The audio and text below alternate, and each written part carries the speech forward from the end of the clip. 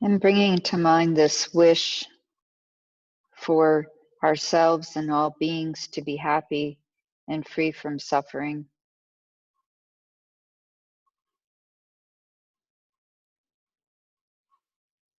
To have this crisis be over as quickly as possible with a minimum of difficulties, as few difficulties as possible.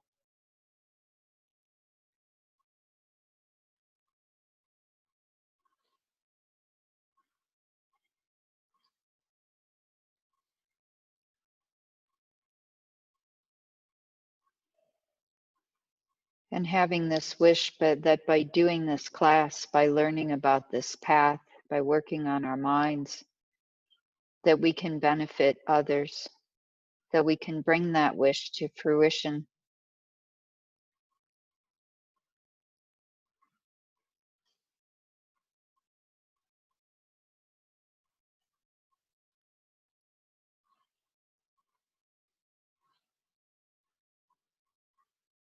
And that by developing ourselves, we're better able to lead others, to show others how to have peaceful minds, how to be non-reactive, how to deal with difficult emotions and challenging situations in a way that creates better conditions and better circumstances for the whole world, instead of making things worse.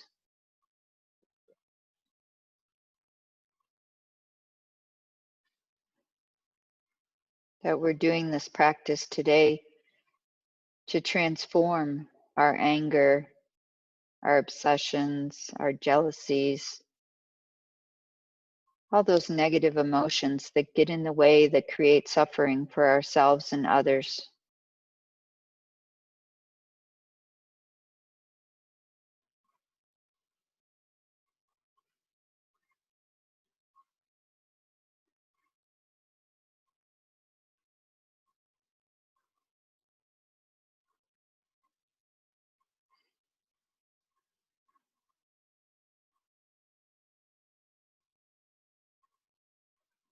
Knowing that through working on our own minds, we make the world a better place.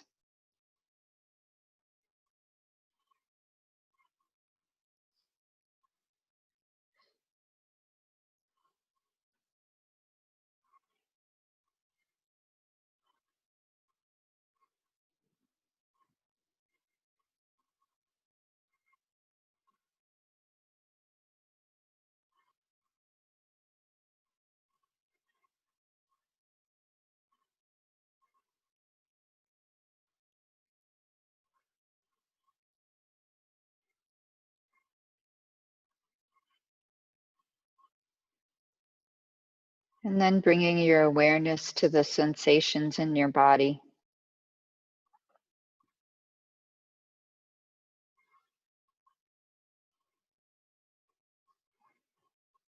Just noticing whatever is arising, being aware, and in this present moment with whatever is arising.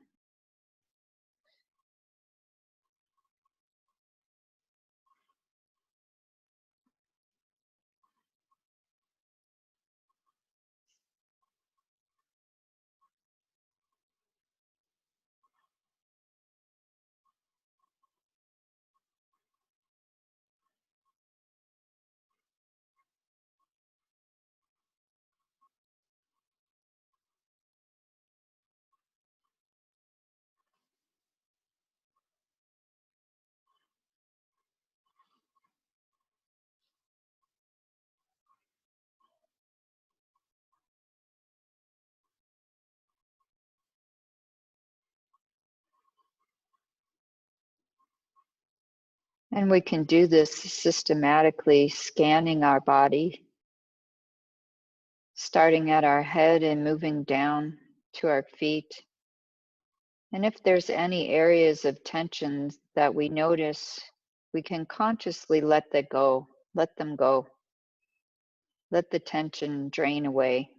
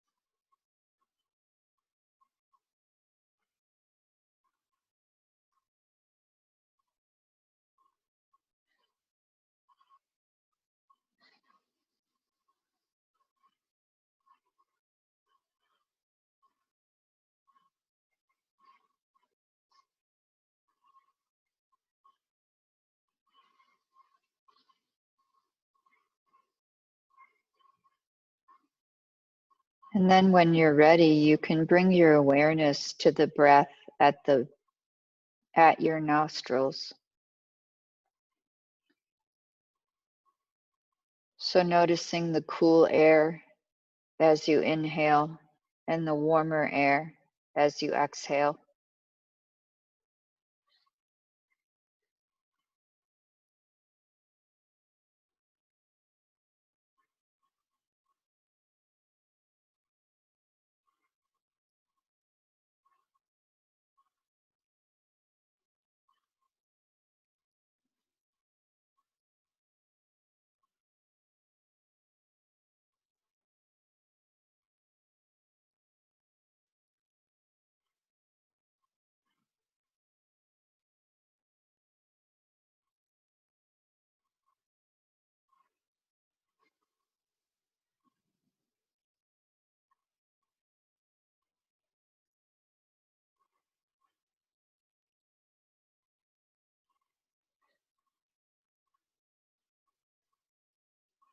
And see if you can't hold your attention on your breath lightly. So with about a quarter of your attention, you're on your breathing, so you don't lose it. But at the same time, the rest of your attention can just rest, not really paying attention to anything. So you hold your attention on your breath lightly, not grasping.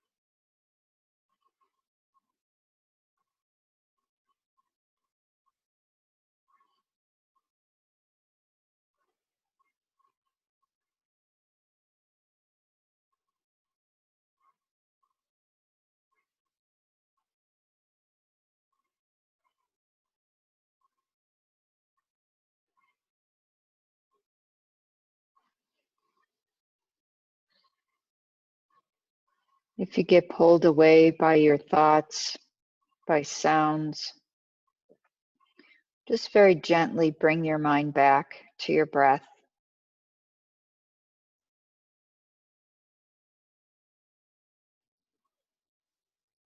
And allow your mind to rest on watching the breath.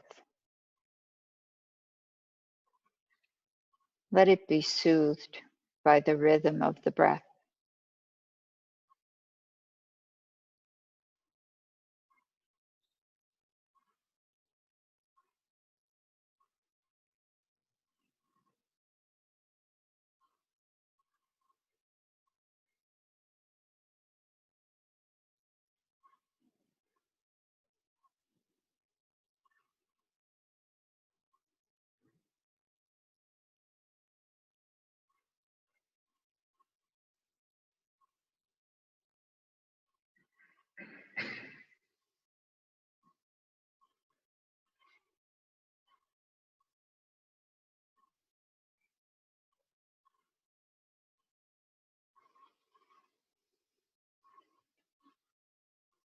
And pay special attention to those gaps.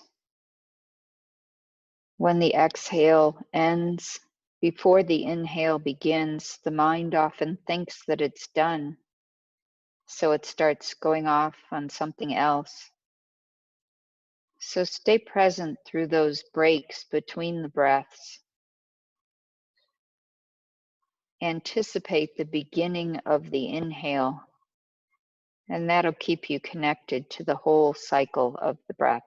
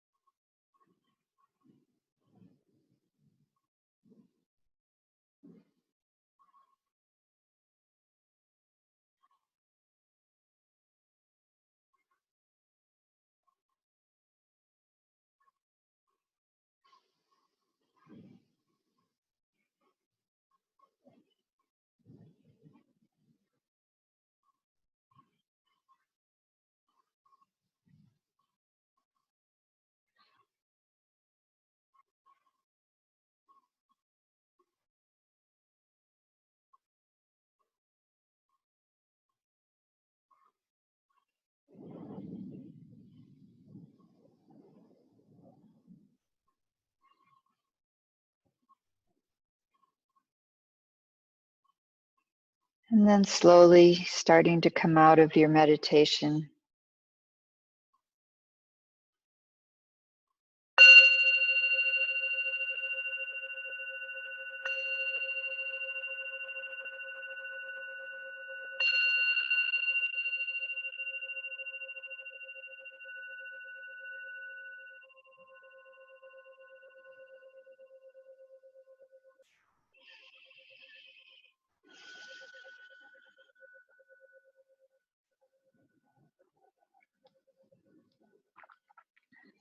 Sorry to interrupt, Venerable. I just wanted to say to everyone before we start that if you didn't read what I wrote on the chat, we're having problems with the connectivity since the morning.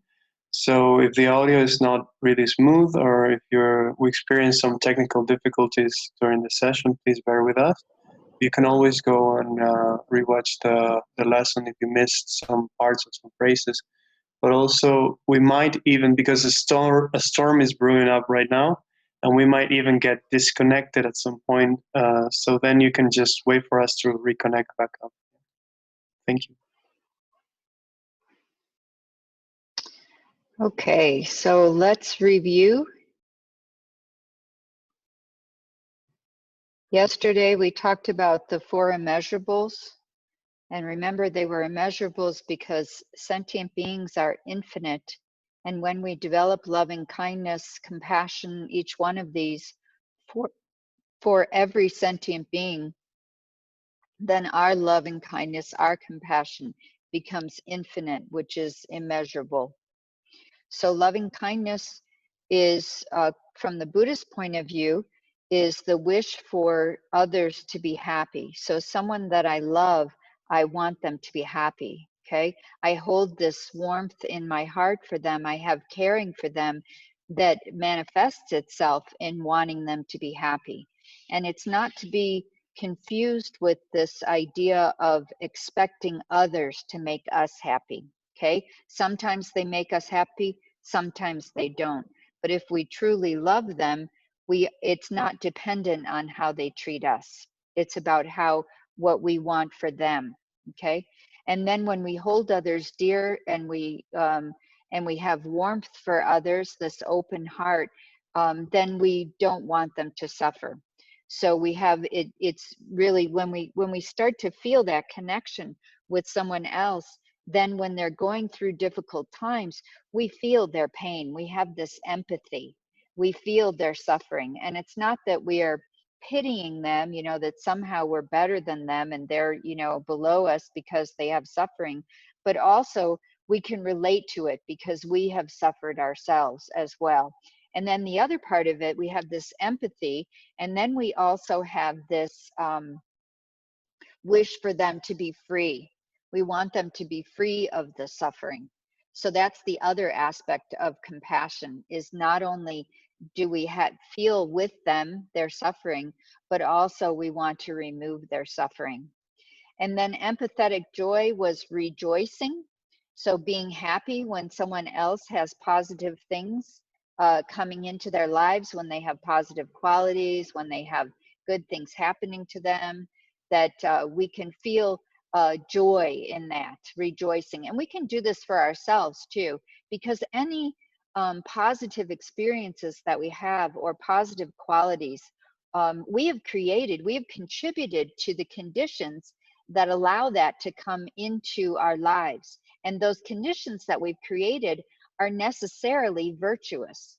They're ways in which we have created positive experiences for others. So then we create the situation for us to have positive experiences.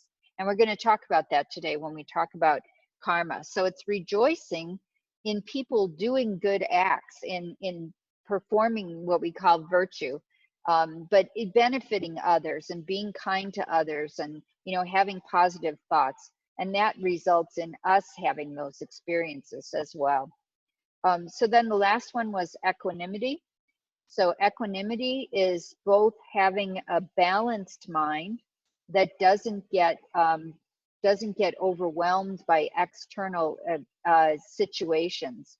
So we talked about this yo-yo mind, that when things are really good, we get really excited and really happy. And then when things are really bad, we get really depressed and upset. And somehow having more of a balance, even if things are going well, we don't get overexcited about it. And when things are going not so well, we don't get overwhelmed with depression and upsetness, okay? We have more of a balanced mind, and that's equanimity.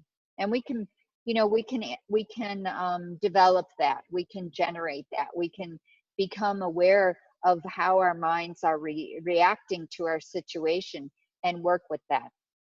And then the other aspect of equanimity is how we treat others. So not making judgments about others and not treating others based on how they treat us, but treating others based on their point of view, which is actually equal. You know, to all beings want to be happy and don't want suffering. And so this becomes our basis of how we care for others and how we treat others and how we have compassion for others. It doesn't become based on our own judgments about this is a bad person and this is a good person because they do things we like or they do things we don't like. We start to see that all beings are equal, all beings are equally deserving, all beings' happiness is just as important to them as our happiness is to us.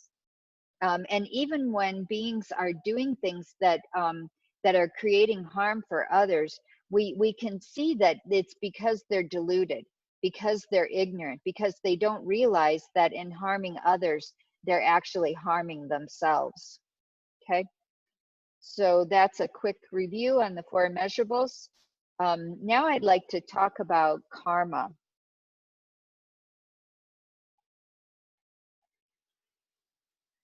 So oftentimes when we think about karma, sort of popular language, when we say something is my karma, we're usually talking about the result, okay? But in actuality, the word karma and the word in, what is it in Tibetan? Lay, that doesn't have, anyway, it means action, okay? It means, so it's really, when we're talking about karma, we're talking about the causes that we create. Now, for any situation in which we have a result, when we experience a result, somebody needs to not share their screen. Thank you. So anytime that here, I'll share mine now, and other people can't share theirs. Okay, so karma. So anytime that we have an experience, like for example, say we have a car accident, okay? All the causes and conditions that go into us being in a car accident are super complex, okay? There, you know, for whatever reason the car accident happened, we were in the wrong place at the wrong time. Maybe there was mechanical failure, maybe there was weather, maybe there was our own state of mind, we were upset about something, maybe it didn't have anything to do with how we were driving, maybe it had to do with the person who hit us, you know, and the traffic at the time and why we were out and, you know, why that person was out and why they built that road in that way. I mean, we can go on and on and on about all the conditions that contribute to any one particular experience happening for us. Okay, so part of one of those conditions, now it's more the experience. So if we experience that car accident as suffering, okay, it's because we have this seed in our mind streams to experience suffering. Okay, so it isn't solely because we have that seed in our mind stream that we were in the car accident. Okay, it is a contribution to the situation. Okay, so we can't necessarily know every single condition that goes into why we have an experience. So we can't necessarily say, I am a bad person because I experience suffering. And we sometimes do that. We sometimes, extrapolate our conditions and say, oh, in my past life I was horrible and that's why I'm sick all the time, and it doesn't really, it doesn't correlate, connection to connection. Now, in order for, when we talk about karma and cause and effect, so what I'm saying is that the seeds in our mind streams are only one of the causes that contribute to any experience that we have. Okay, so just kind of keep that in the back of your mind. And these are the kinds of, this aspect, this cause is the part that we can control for creating karmas in our future. Okay, what we do with our mind stream affects what kind of experiences we're going to have in the future when the conditions come together. Okay, and this is where we come to the concept of like causing like. Now, we talked about this in terms of the mind and the brain. We said in the, in the early classes, we said that a physical thing like the brain cannot cause a non-physical thing like the mind. Okay. Another example of this is if we plant an apple seed, we will not get a watermelon plant. Okay, because an apple seed and a watermelon plant are two different things. Okay, they are not similar. So if we want an apple tree, we have to plant an apple seed. Okay, so this also happens with karma in the sense that if we want positive experiences, pleasure or happiness in our lives, then we have to create the causes to have those experiences. We have to actually do that for others. Okay, we have to create positive experiences for others, and we have to avoid harming them. And then what results in our minds, there has to be the presence of a mind, there has to be consciousness present when we do these things. Then we experience those causes that we have created. Okay, and if we harm others, if we consistently harm others, then we recreate the experience for us to also experience the harm. Okay, so this is how this like causes like, and mind consciousness has to be present. So the most powerful aspect of the karmas that we create is our intention, our motivation. So why do we do what we do? Okay, so one of the things that if we want to, let's say, have wealth in our lives, okay, we have to be generous. We have to give to others in order to have the experience of receiving from others. Now, if we want others to give to us, we have to give to them with the intention that we're benefiting them. And then we can have others, we would create the causes for others to want to benefit us. Okay? So intention becomes a big part of it. We can't give solely so that we receive. It doesn't really work that way, because then we're creating the causes for others to try to manipulate us by giving to us so that we'll receive. But if we really want others to give to us, we have to practice giving to others. Okay. So back to the seed example, when we have an apple seed that we have planted, if we just plant the seed and we don't nurture it in any way, we don't give it water, we don't give it warmth and sunshine, we don't protect it from the elements, then it's not going to grow. So this is also true when we're talking about seeds that we plant in our mind stream. If we only do a few positive things here and there, it's not going to create the conditions for us to experience the positive results unless we nurture those seeds, unless we encourage those seeds. And similarly, even if we plant, let's say we plant a negative seed. So I steal something.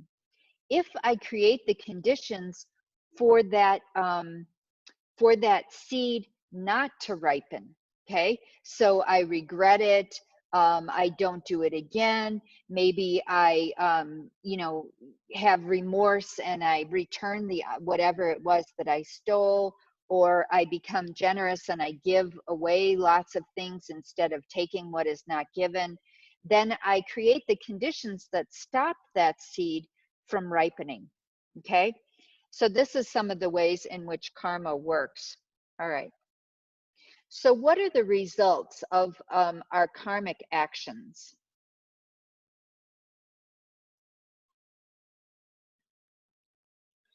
So karma can result in 4 different ways. So we usually think of the first one as the only way that our karmic actions result.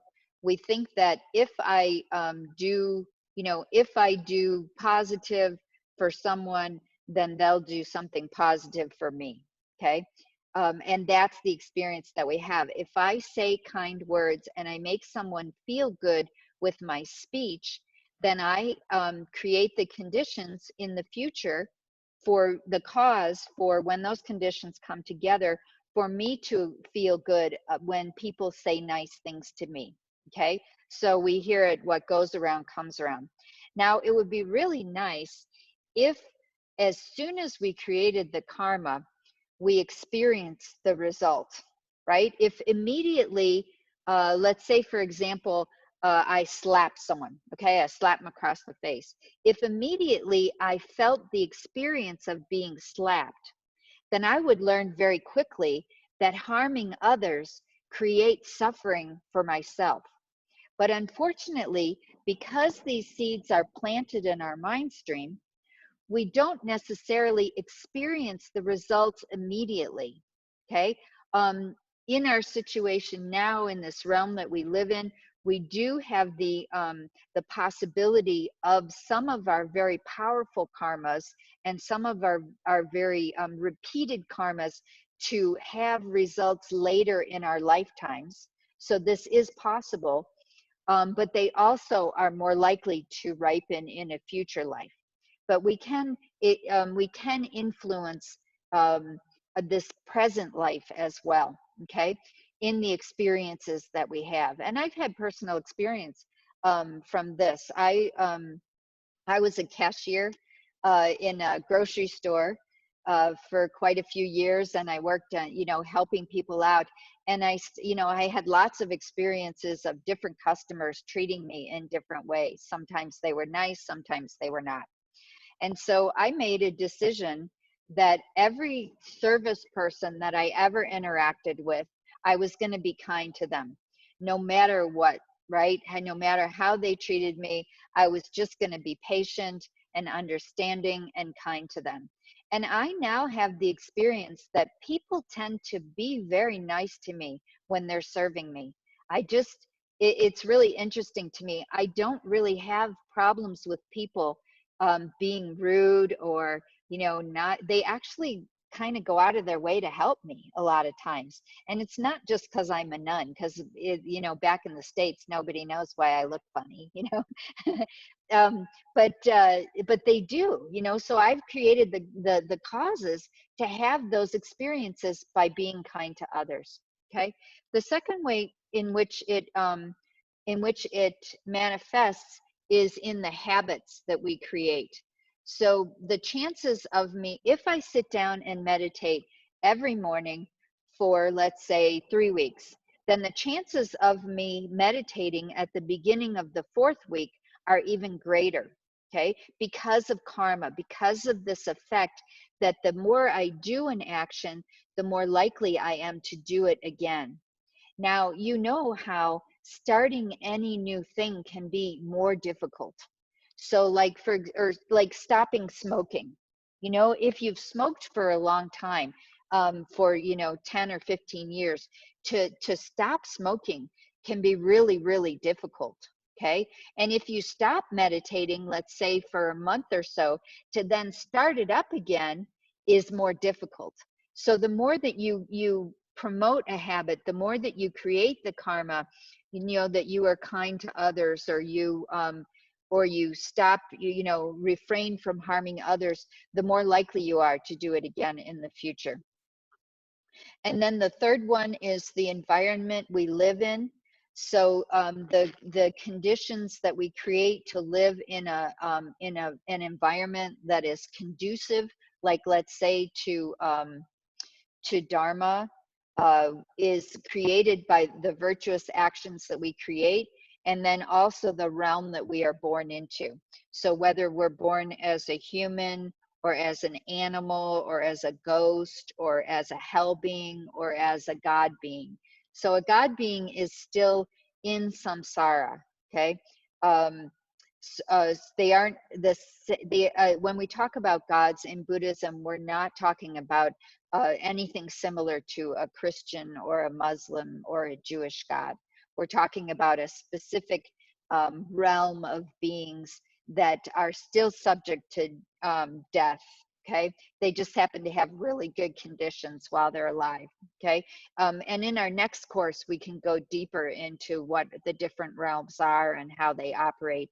But for now, just know that a very powerful karma, like if we have the habit to be angry throughout our lives and to really hurt people based on hatred and anger, and we create that habit in our minds throughout our lives, you know, of constantly wanting to hurt others and actually hurting others, then at the moment of our death, the chances of that powerful hatred karma ripening and resulting in us being born into a life as a hell being are greater. Okay, whereas if we are kind to others, we practice virtue, we practice not harming, we try to be considerate of others, and we have a mind that that is actually more loving toward others, then we create the causes at the moment of our death to have a positive, a virtuous mind that will result in us being born in a human realm again, so we can continue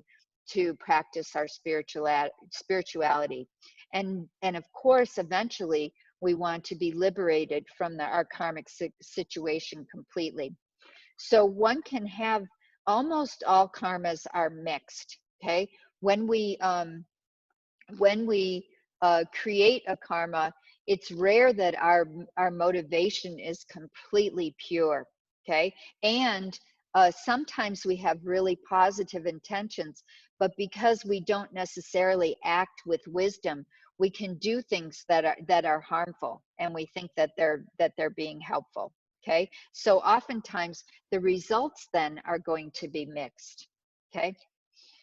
All right, then the next one, I wanted to talk about some of the characteristics of karma. These 4 characteristics.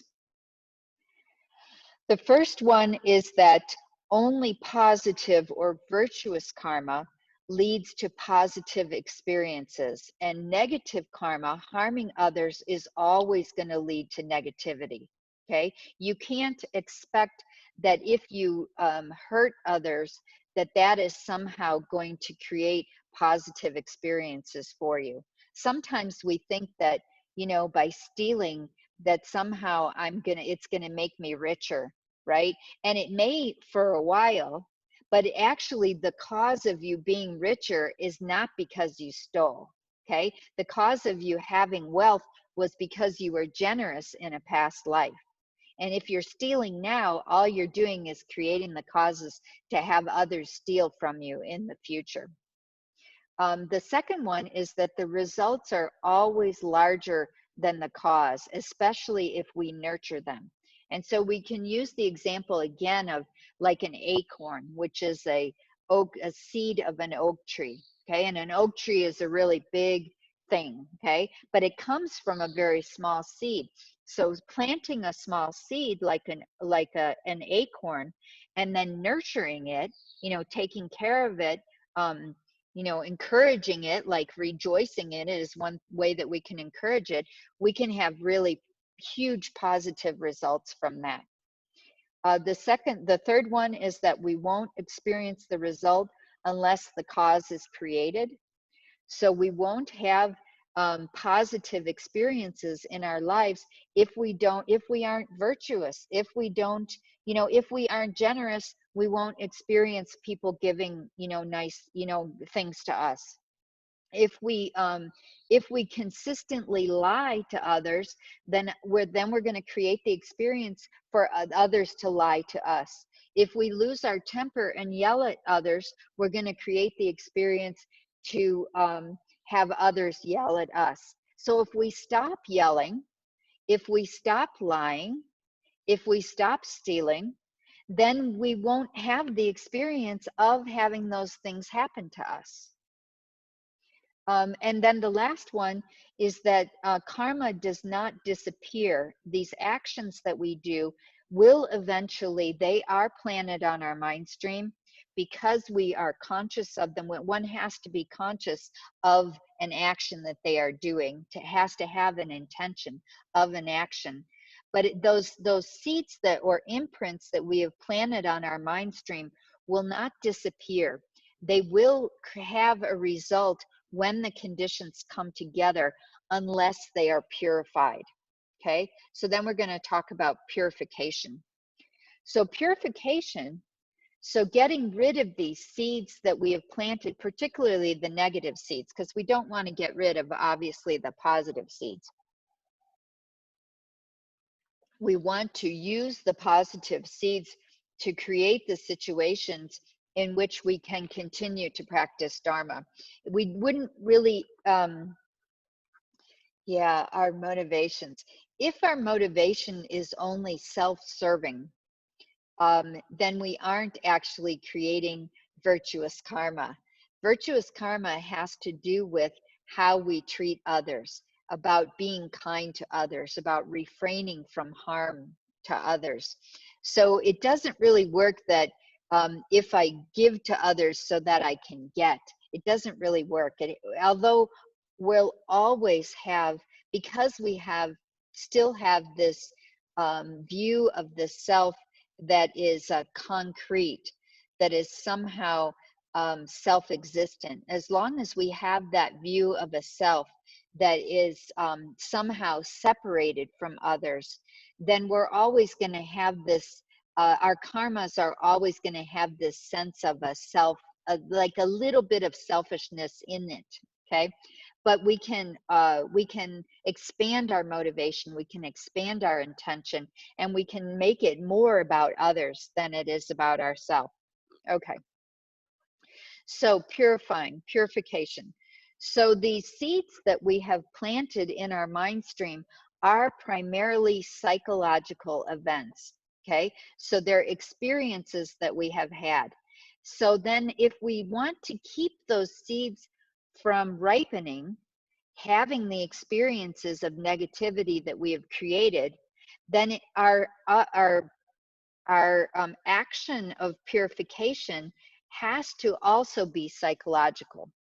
So these 4 opponent powers are psychological things that we can do to keep those seeds from ripening, to like help them shrivel up. So like if we don't want a seed that we have planted to ripen, then we don't water it, we don't give it sunshine, we make the soil particularly acidic. So we make the environment as hostile as possible in order to keep that seed from ripening. And we do that through these 4 opponent powers. And the 4 opponent powers are regret, reliance, remedy, and resolution. So you can think of them as the 4 R's. So regret, the first one that we talk about is that we regret what we did.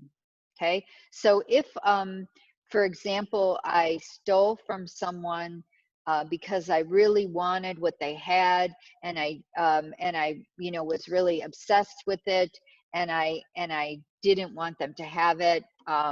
Then after I realized that this is just going to create harm for myself and it was the wrong thing to do, then the first thing I can do is I can regret it. I wish I didn't do it. I wish I didn't do that action. Okay. And this isn't about guilt, because guilt combines this idea of I did this negative action and therefore I am a bad person. So when we start doing this cognitive fusion of my mistakes or my negative actions with my identity, then it comes up with I am a bad person. And my only solution to that is not to fix what I did, but it's to get rid of me. And somehow, self-hatred comes in, and persecuting ourselves comes in, because we have done this fusion of this action, when in fact, it doesn't have anything to do with our identity. It's something that we did, but it's not who we are. Okay, so we regret the action, and then we want to fix it as quickly as possible. Okay, the second thing, the reliance, becomes support that we use for helping ourselves, using the support of our spiritual path to create this positive environment in our minds that again stops these seeds from ripening. So we rely on our spiritual path. So for Buddhists, we take refuge. We say, I trust the Buddha. I trust the teachings of the Buddha. I trust that if I follow the teachings of the Buddha and I rely on my community, then I am not going to do these actions again in the future. Okay, so I create a positive environment in my mind based on my connection to my spirituality, my future not doing harm. And so this, we remind ourselves of any vows we may have taken. We make promises, like I have a bodhicitta. I really want, I have a bodhicitta vow. I have a bodhicitta motivation. I want others to be happy. And this thing that I did not make people happy. So I rely on my promise that I want to make people happy, and to create this positive environment in my mind. And then the remedy or the antidote is specific to the action that I did. So for example, I can, if I stole something, of course, I can give it back and I can apologize. And I can even do completely opposite. I can start giving things away, right? Which is the opposite of stealing them. I can start, maybe I stole some money when I was younger, from my mom because I really wanted to buy something, right? And so now I can be kind to my mom and I can give her gifts and I can give her things. And this becomes opposite to the seed that I planted of having stolen. And just like if you say you have some weeds in your garden, you can plant lots of flowers that you want to grow to kind of choke off those weeds, to keep those weeds from growing. So you create this garden of of kindness, of generosity. And this is another way you can do it. We can also do this psychologically by connecting to our own highest selves, our own future Buddha, enlightened self. Okay, so our Buddha nature, that is kindness, that is compassion, that is loving, we can be committed to developing that, and that becomes a remedy to all the negative things that we have done in our past. And then the resolution is the promise not to do the action again. Okay, so it's like a resolve, like we make New Year's resolutions, to stop negative actions, to lose weight or whatever. We can do that as part of purification. So we promise, we say that as long as I can, I'm not going to steal. So we want to be as realistic as we can. I'm not going to steal for a month. And then if we make it a month, I'm not going to steal for 2 months, and so on and so forth.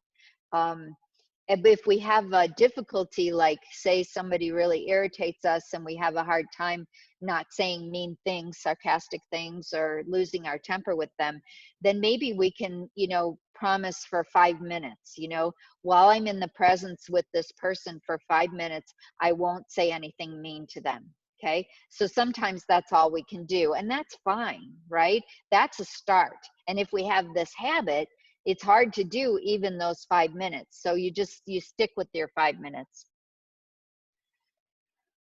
Okay. I think that's all I want to say about karma for now. Yeah, so if you have some questions, we can do some questions. Okay, I'm going to start with, can you hear me? Yep. Yep, I'm going to start with unmuting Daman Tandi. So you can now ask your question. Oh, his question was answered. Okay, then we move on to Russ. I'll unmute you. There's two Russ in the in the chat. Hi, Roz. Hi. Well, I was, I don't know if to call it educated, but what I thought till today, this lecture, is that karma is something that we are not, you know, we are not responsible to it. We are really, just a minute, I have something. We are not responsible. It's something that it's in us, and it's that's your karma, you know. Mm-hmm. This is your karma. What can I do? Right. And from what you're saying, I understand, maybe I misunderstand, but understand that we are responsible of our karmas. That depends, that means that we chose, it's our choice, which karma we will have. Well, it's right that we have a little,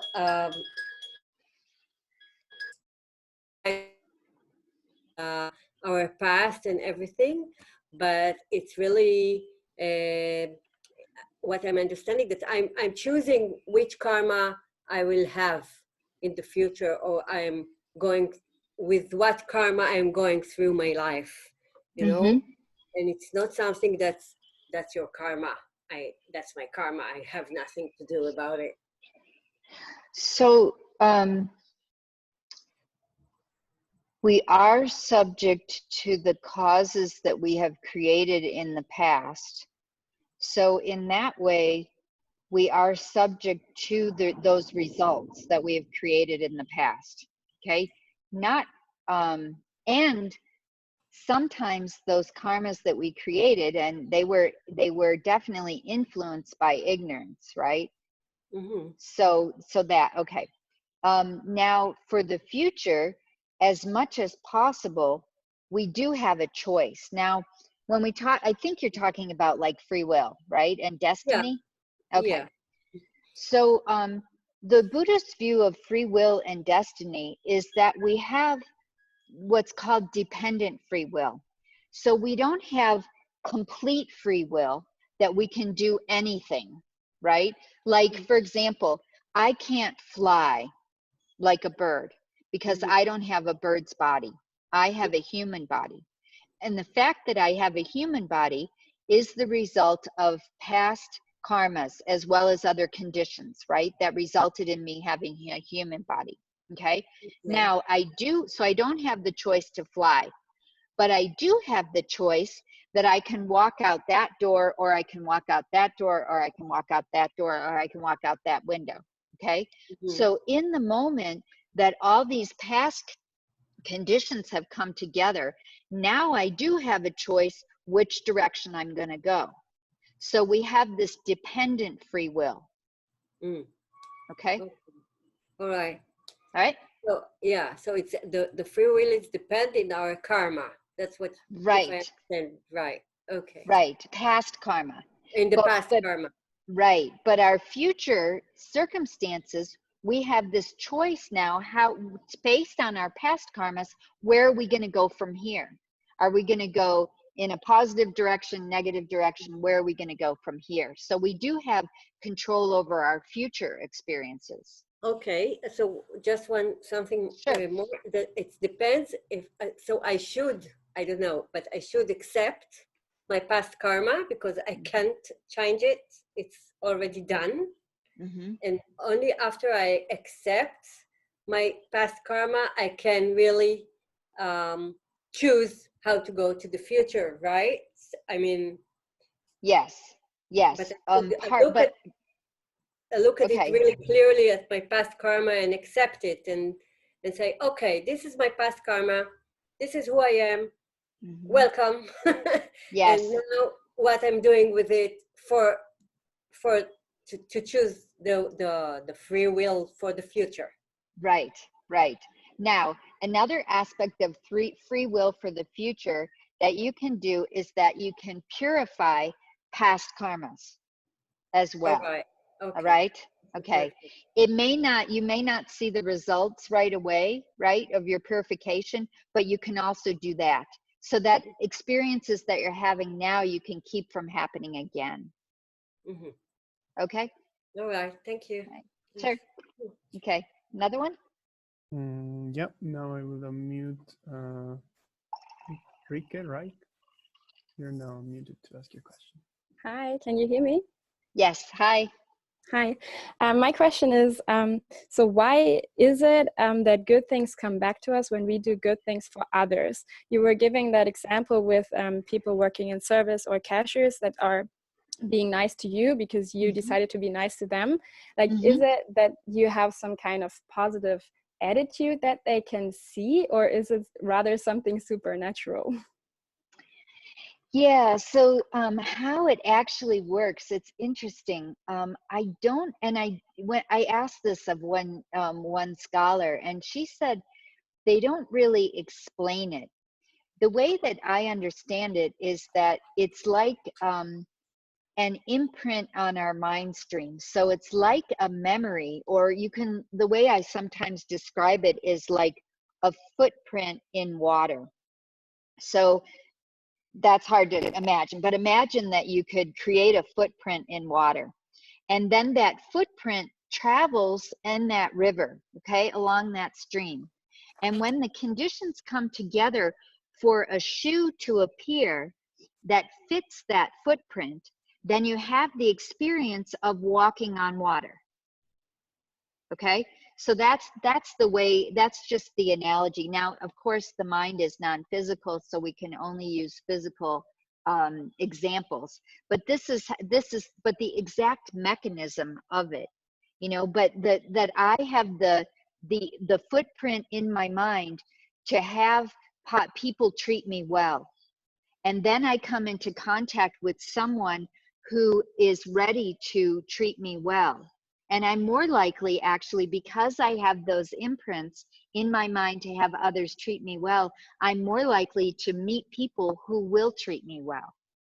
And that's because of interdependence. And we could say it's supernatural because we can't see the conditions.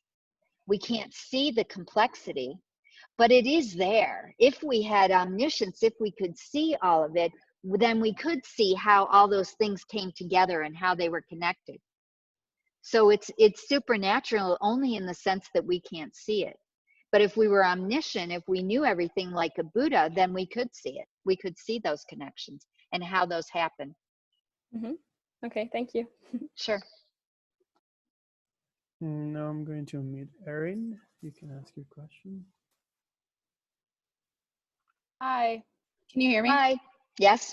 My first question was, what is the Buddhist take on stories like Robin Hood or people with other similar attitudes? So, for example, like stealing from the rich to give to the poor, especially when the rich are villainized for like greed or hoarding money or resources or things like that. Yeah. So Robin Hood has a very positive intention, right, with his stealing, that he's even so it's it's still a mixed karma. Okay, so he is still possibly going to then be stolen from, okay, in his future. But sometimes very good people are willing to take on the small results, the light result that will happen because they have such a positive intention.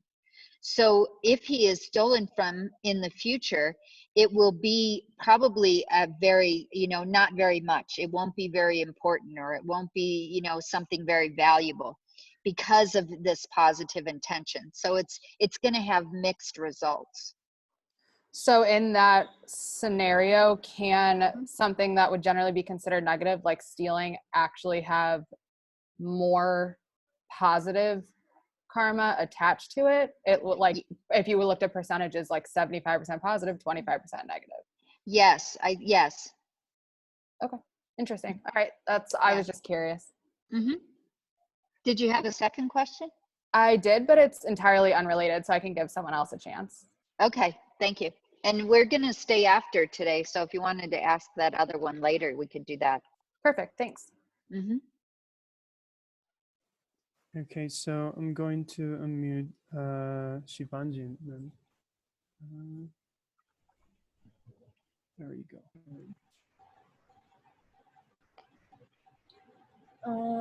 Hi, can you hear me? Yes. Okay, thank you for creating this space. So my question is basically, what do we do with, how do we deal with patterns or break patterns that are sort of seeded in the family, say, or somebody who's like, for instance, your mother or your father or one of your parents, if they have a way of thinking, like, right, like how you were saying that, if you're thinking negatively, if you're thinking that you're going to hurt someone and keep hurting the person or whatever. So how do you break these patterns? It's only recently that I realized that I was enacting these patterns that have come down to me in that sense. But then I want to sort of not only rid myself of them, but also kind of help my parents to get out of these unhealthy ways of thinking. So I just wanted to understand, without being pretentious or without being too pushy, how can I do that? Mm-hmm. So the first step is, like you've already taken, is being aware of when these attitudes arise in your mind, and being aware of when these attitudes connect to your behavior, when you act on these attitudes. And with any negative action, you stop the body and the speech and the action. Okay, so that's the easiest way, is that you recognize that you're having this attitude, but you don't express it, you don't say it, right? You just stop your body, your speech, and your body. Okay, and that can have an effect on your parents too. If you don't engage in the same behavior, if you are aware that you are that they're saying negative things and you just don't say it, you don't encourage it, right? Sometimes, to preserve the relationship with others, we have to listen to them. But if we stop doing it, eventually we get the opportunity to say, it doesn't feel good when we talk that way. Or I don't like when we think that way about that person, or when we act that way to that person. Eventually you can get to that point where you can express it from your point of view, that it doesn't make me happy to be mean to that person, or whatever, or to do that habit, whatever it may be. And then it becomes not about them, it becomes about you, saying, this is what makes me feel good. Okay. So the other thing you can do is, when you're working on your attitudes, and we all inherit prejudices against others. We inherit ways of behaving from our family and our culture that we recognize are not necessarily positive in any way. Is that we can just start to see what is another way to behave. So first of all, like, what need is being met by that? How is that functioning in my society, or in my family, or in my own life? And how can I find another way for that same need to be met that isn't related to that? Like, sometimes girls can be very good at talking mean about other people behind their back, and guys do this too, but not as much, at least in my culture. And so what they're actually doing is they're bonding with their friends, but doing it by hurting others.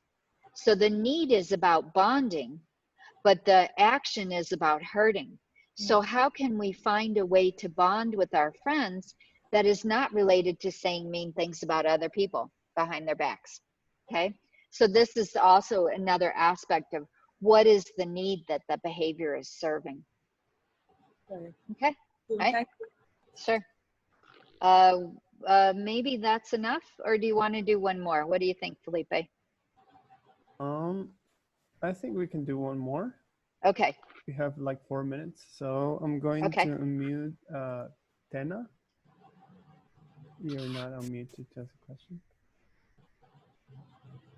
Hello? Hi, I saw you a second ago. Talk again. Hi, can you hear Hi. me? Yes. Okay, so my question is about like I have these experience with a feeling of reverse karma. So like someone doing something to me, for example, a relationship with a guy where I thought we were in love and he wasn't, and kind of helped me in a for a long time and not being honest and stuff like that. And then I felt so cheated and felt really bad about his actions afterwards. But then comes the situations where I meet a new person and I'm actually doing the same thing to him.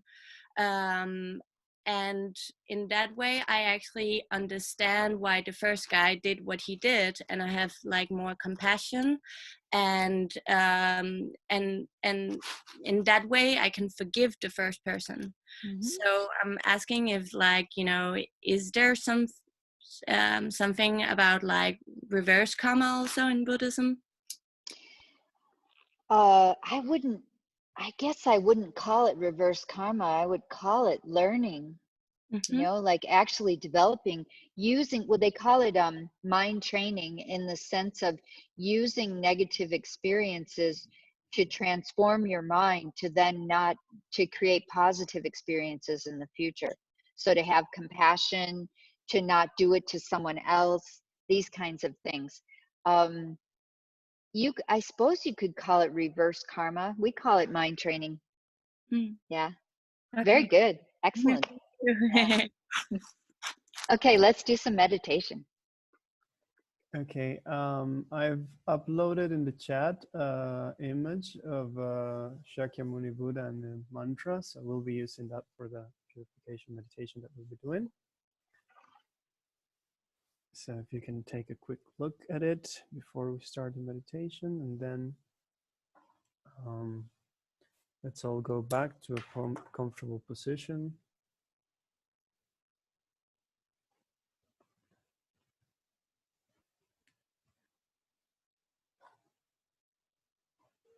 As I've mentioned before,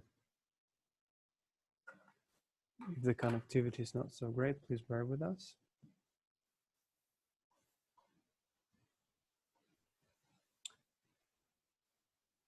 So let's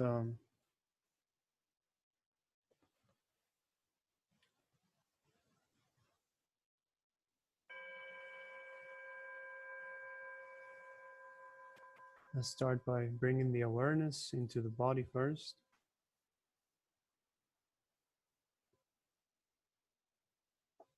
Give yourself a moment to settle down once again, to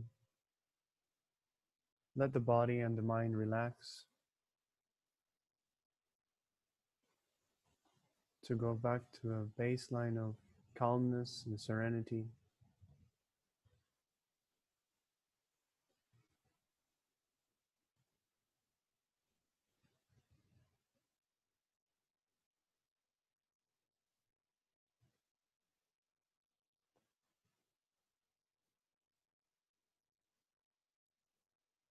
And taking a few deep breaths, allowing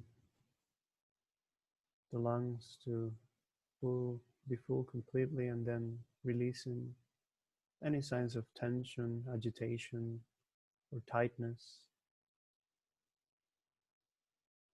Giving your body a chance to go back to its natural state.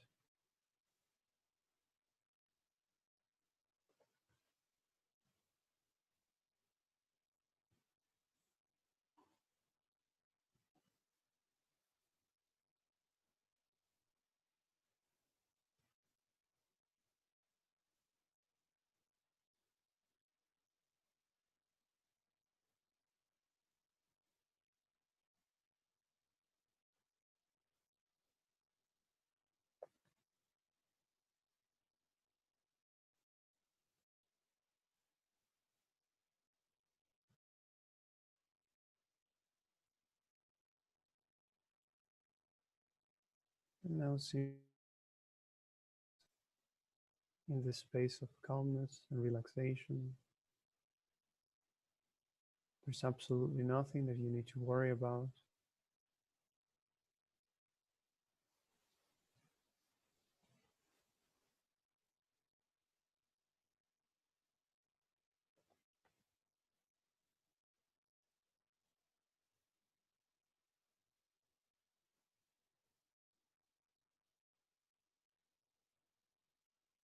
And gently moving away from the space of physical sensations, leaving behind, observing the body or the breath, we move into the space of the mind. And so now we're going to engage in the practice of purification. And as it's been said, purification process is basically a psychological one. It is our own mind that creates negativity, and it is also our own mind that can transform that into positivity.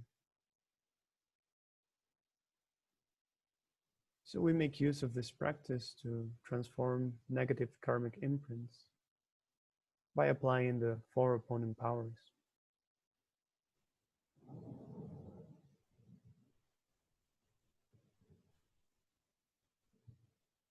So begin by bringing to your mind some negative actions that you've done in the past.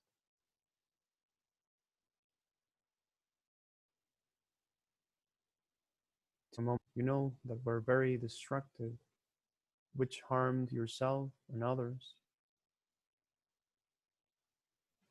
But do this without judging yourself. Simply bring some of these actions to your mind.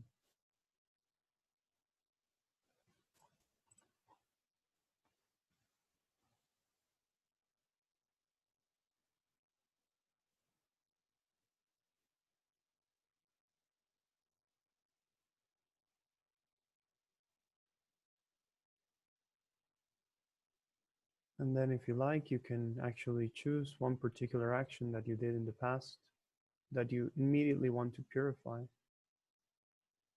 An action that may lie very heavily on your mind. One that you would like to transform immediately. And so with this action in mind, we will now go through the 4 opponent powers step by step. And we start with the power of regret.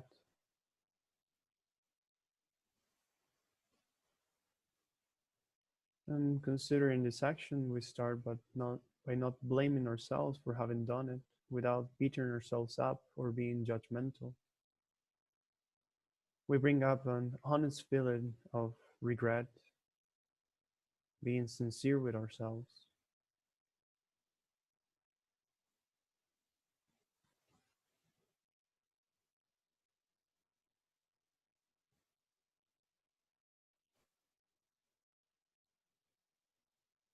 Thinking, this action was wrong. I can see that, and I am going to do something about it. Try to generate this feeling strongly within your mind, acknowledging that this negative action will bring you suffering in the future. And who wants that? The very basis of regret is not wanting to receive the results of this negative action.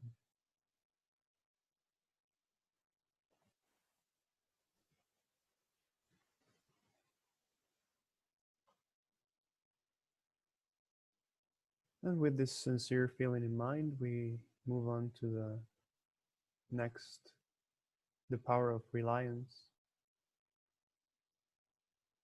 And so as we do this practice, we are turning to these methods that were taught by the Buddha, taking refuge in these methods to practice them, relying on them.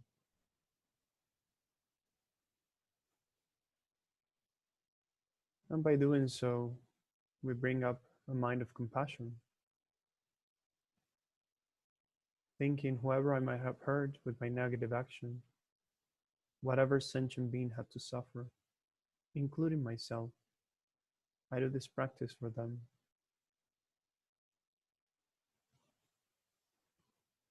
So think of doing this practice to benefit yourself and others.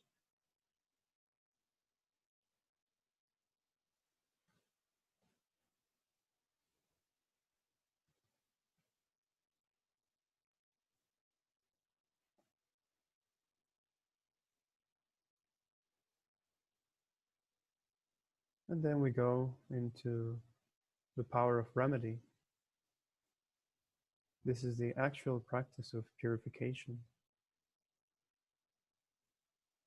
And since the negative action we did was committed with our body, speech, and mind, we will do this practice in 3 stages, purifying body, speech, and mind respectively. And to do this, we'll engage in the process of visualizing and reciting a mantra.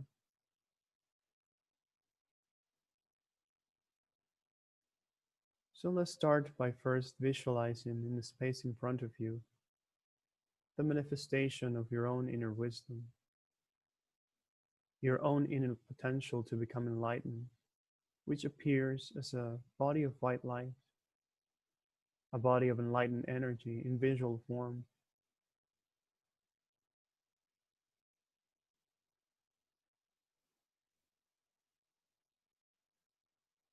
If you feel connected, you can visualize this white wisdom light body in the form of a Buddha, or whoever you feel more connected to, whoever symbolizes unconditional love and compassion. You figure, whatever source of wisdom and compassion you draw from.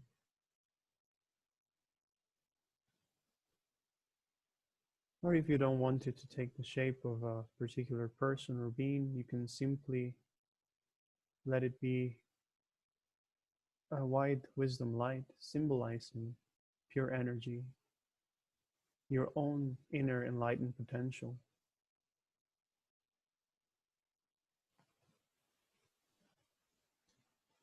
So just take a moment to generate this presence in whatever form is more comfortable for you.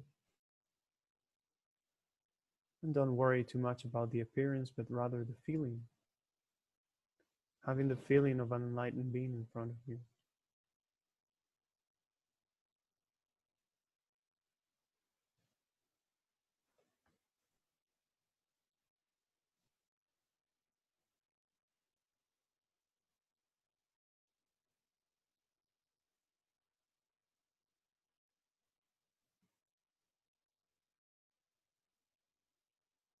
And now visualize how this form of light comes to the crown of your head, where it abides for a moment.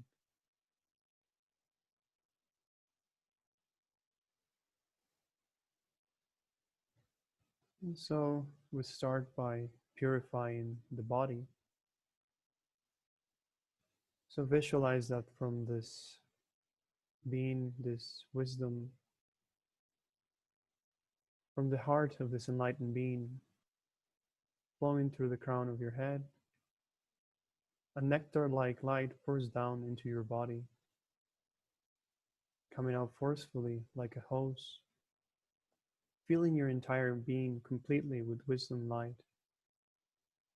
Imagine this nectar-like flushing out all your negativities committed with your body. And they leave your body in the form of a black ink liquid. And as you visualize this, we recite the mantra 3 times.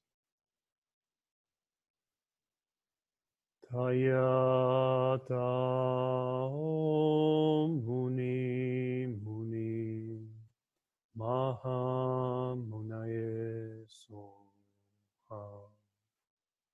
Tayata Om Muni Muni Maha Munaye Soha. Tayata Om Muni Muni Maha Munaye Soha.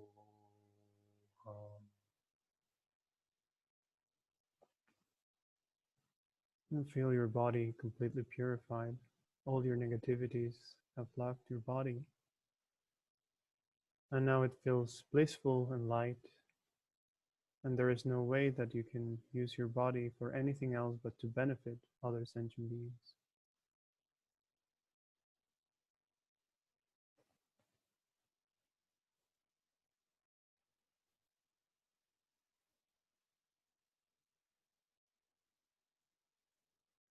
And now for the second part, we purify the speech. So imagine more light flowing down into your body, this time filling your body from the bottom up to the top, just like when you fill a glass full of water until it overflows.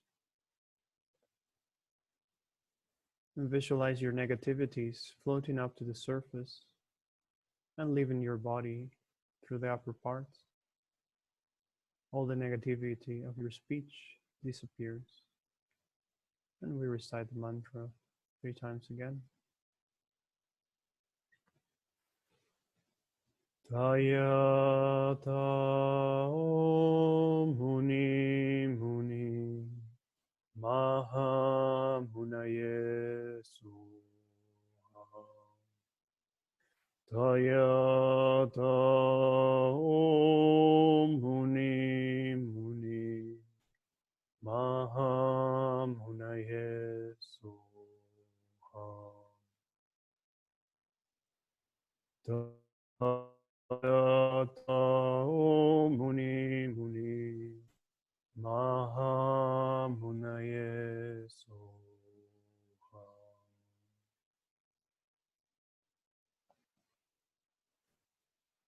Once again, feel happy and joyful that your speech has been purified, that all your negativities are now left your body and mind, and that there's no way that now your speech can be used for harming or telling lies, but it can only be directed towards benefiting others.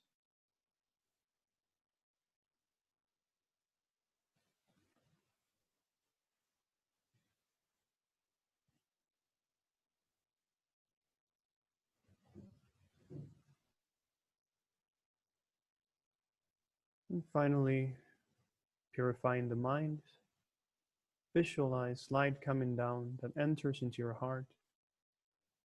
This white light purifies all your negativities of mind and instantly dispels all the darkness of ignorance.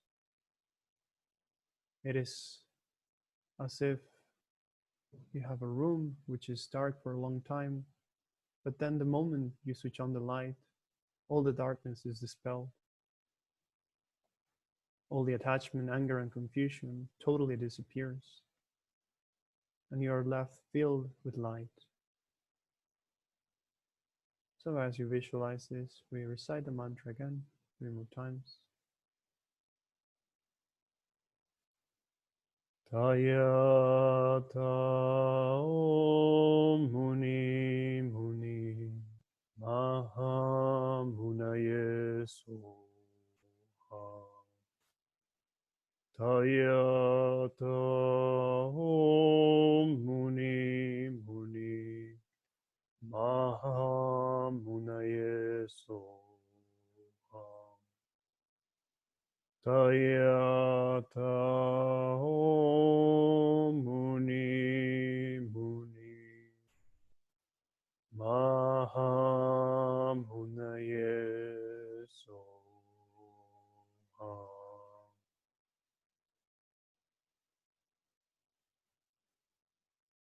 And take a moment to feel the joy of being completely purified, not one atom of negativity left,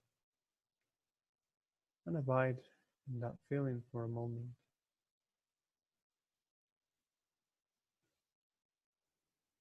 And now your body, speech, and mind are free of all delusions and negativities. You are completely pure and purified. Feel the joy.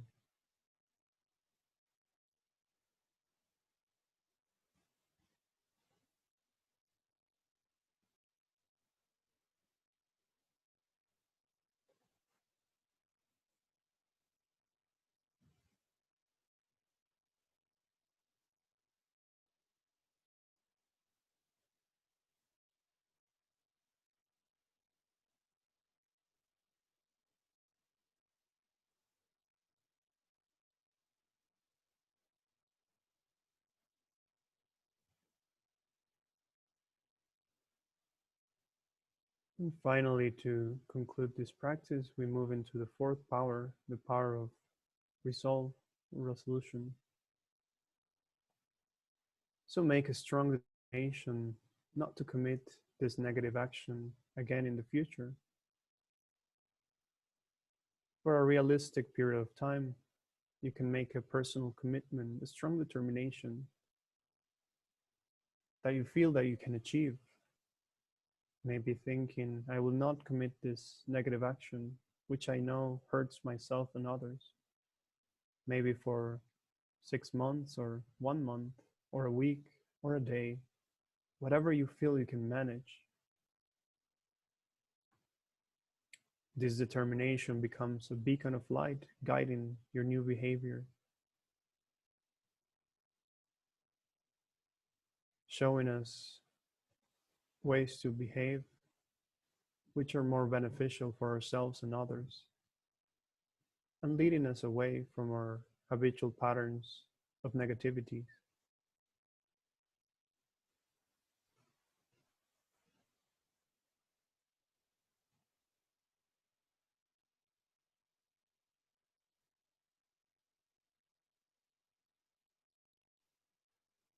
And now visualize that this enlightened form of light at the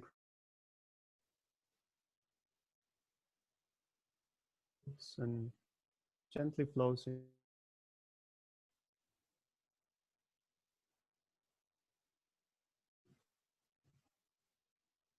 And for a moment, simply stay with the clear nature of your own mind. Let go of doing and just be with the mind as it is.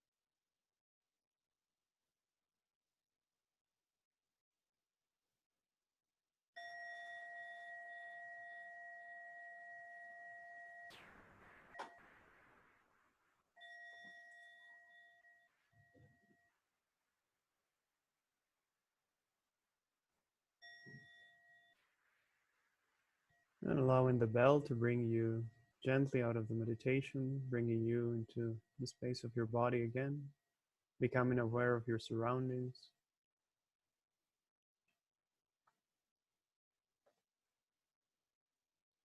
And now we move on to the dedication. Again, reading from Shantideva's dedication prayer. May all beings everywhere, plagued by sufferings of body and mind, obtain an ocean of happiness and joy by virtue of my merits. May no living creature suffer, commit evil, or ever fall ill. May no one be afraid or belittled with a mind weighed down by depression. May the blind see forms, may the deaf hear sounds. May those whose bodies are worn with toil be restored and find repose. May the naked find clothing, the hungry find food. May the thirsty find water and delicious drinks. May the poor find wealth, those weak with sorrow find joy. May the forlorn find hope, constant happiness, and prosperity. May there be timely rains and bountiful harvests. May all medicines be effective and wholesome prayers bear fruit. May all who are sick and ill quickly be freed from their ailments. Whatever diseases are in the world, may they never occur again. May the frightened cease to be afraid, and those bound be freed. May the powerless find power, and may people think of benefiting each other. For as long as space remains, for as long as sentient beings remain, until then may I too remain, to dispel the miseries of the world.